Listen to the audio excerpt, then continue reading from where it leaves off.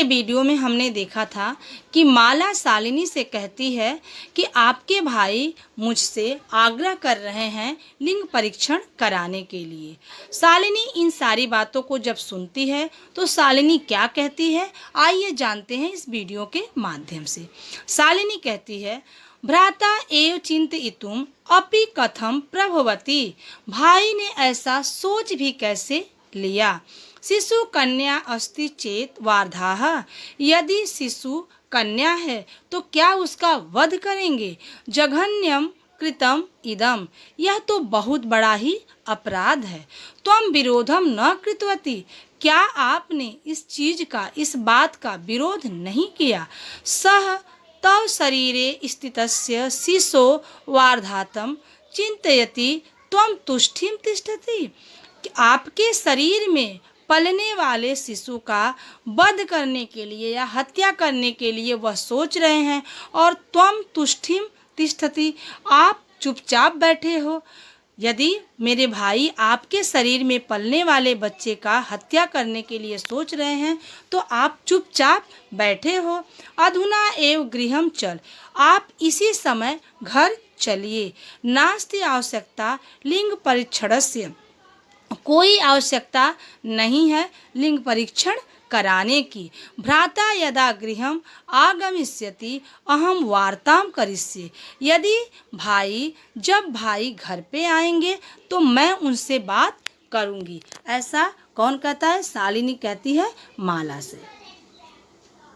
संध्या काले भ्राता आगच्छति हस्त पादादिकं प्रक्षाल्य वस्त्राणि च परिवर्त्य पूजागृहं गत्वा दीपं प्रज्वालयति भवानी स्तुतिं चापि करोति। संध्या काले सायं काले जब भाई घर पे आते हैं, हस्त हाथ, पादादिकम मतलब पैर को, जब हाथ पैर को प्रक्षाल्य मतलब धो लेते हैं, वस्त्राणि च परिवर्त्य और कपड़े को बदल करके पूजा घर में जा करके, गत्वा मतलब जा करके, दीपक प्रज्वलित दीपक को जलाते हैं और जलाते हुए वह भवानी स्तुति चापि करोति भवानी की पूजा करते हैं, अर्थात देवी की पूजा करते हैं।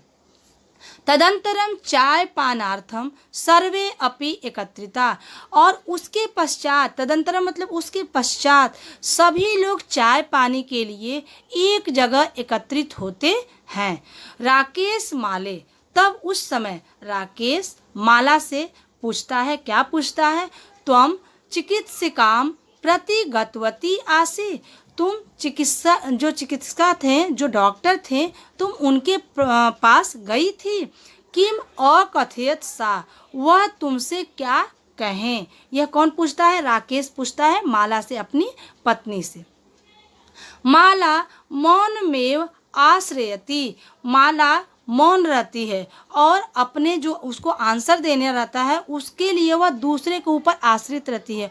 वह ये सोचती है कि मैं चुप रहती हूँ, इसका आंसर दीदी देंगी या शालिनी देगी।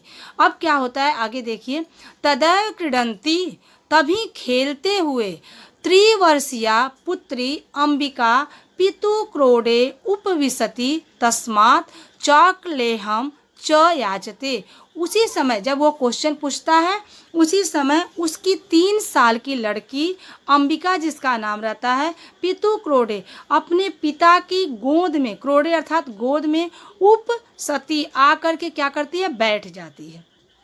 तस्मात और पिताजी से उनसे चॉकलेट मांगने की याचना करते हैं या चॉकलेट को मांगती है। कौन मांगती है? अंबिका, उसकी पुत्री। अंबिकाम लालयति, राकेश अंबिका को, अपनी पुत्री को लाड करता है। चाकलेहम प्रदाय ता क्रोडात अवतारयति, और चॉकलेट देते हुए उसे अपनी गोदी से अवतारियत मतलब उतार देता है। पुनः मालाम प्रति प्रश्नवाचिकाम दृष्टि क्षिपति, और पुनः माला के तरफ या माला के प्रति प्रश्नवाचक दृष्टि से देखता है। शालिनी एतत् सर्व दृष्ट्वा उत्तरम ददाति। जब शालिनी इन सारी चीज़ों को देखती है तो वह उसका उत्तर देती है।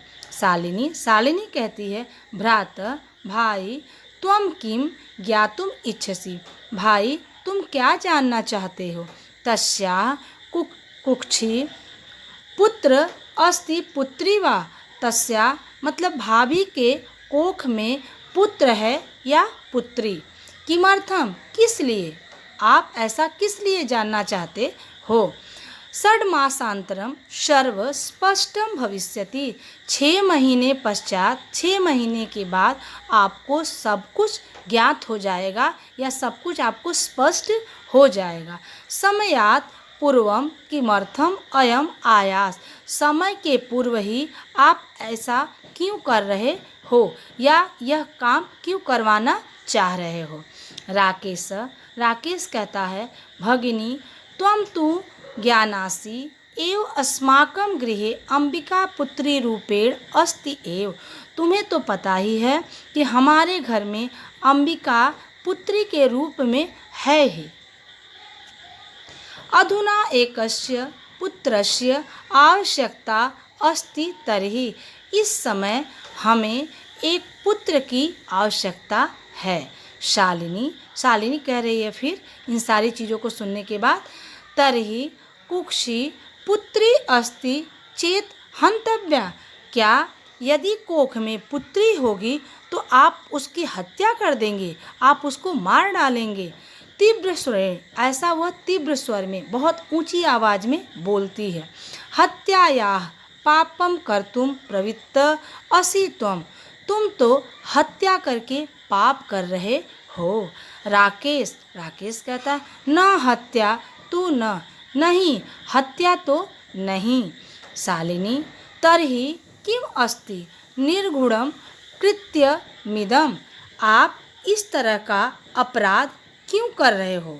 आप इस तरह का जो आप ये कार्य कर रहे हो यह तो अपराध है। सर्वथा विस्मृतवान् स्माकं जनकः कदापि पुत्री पुत्रयः विभेदं न कृतवान्, सर्वदा क्या आप उन सारी चीज़ों को, उन बातों को, विस्मृत मतलब भूल जाना, क्या आप उन बातों को भूल गए। अस्माकं जनक, हमारे जो पिताजी थे, कदापि कभी भी पुत्र और पुत्री में विभेदम अंतर कृतवान मतलब नहीं किए थे। हमारे पिताजी जो थे वह आप में और मुझ में कभी भी अंतर या भेदभाव नहीं किए थे। सह सर्वदैव मनुस्मृति, वह हमेशा मनुस्मृति नाम की एक पुस्तक है, मनुस्मृति की उस पंक्ति को, पंक्तिम इमाम उद्धरति स्म, उस पंक्ति को बार बार दोहराते थे। उद्धरति मतलब बार बार दोहराना, उस बात को बार बार वह दोहराते थे। क्या दोहराते थे। आत्मा वै जायते पुत्र पुत्रेण दुहिता समा, आत्मा ही पुत्र और पुत्री होती है। अर्थात कहने का मतलब कि चाहे पुत्र हो या पुत्री हो, सब में तो आत्मा का ही प्रवेश होता है। पुत्र पुत्रेण दुहिता समा, पुत्र जो होते हैं, पुत्री जो होती हैं तो पुत्री के समान ही पुत्र होते हैं और पुत्र के समान ही पुत्री होती हैं। मतलब इनमें कोई भी भेदभाव नहीं होता है, पुत्र पुत्री के समान ही पुत्र होते हैं। त्वम अपि सायं प्रातः देवी स्तुति करोसि, तुम सुबह शाम जो देवी की स्तुति करते हो, तो क्या इन सारी चीज़ों को तुम्हें ज्ञात नहीं है कि पुत्र पुत्री में कोई भी भेदभाव नहीं होता है। इस तरह से यह आपका पैराग्राफ कंप्लीट हुआ। आगे का जो पैराग्राफ है बेटा आपका, वह नेक्स्ट वीडियो में आपको एक्सप्लेन किए जाएंगे। इस जितने भी पैराग्राफ आपको पढ़ाए गए हैं उस पैराग्राफ के अकॉर्डिंग मैं आपसे 5 क्वेश्चन पूछती हूँ। यदि क्वेश्चन के आंसर आपको आते होंगे तो आप प्लीज़ उसको कमेंट बॉक्स में हिंदी में आंसर उसका डालिएगा। फर्स्ट क्वेश्चन आपका स्टार्ट है, राकेश की पुत्री का क्या नाम था। क्वेश्चन नंबर सेकंड, अंबिका की उम्र कितनी थी। Question number third, Shalini Ambika की क्या थी।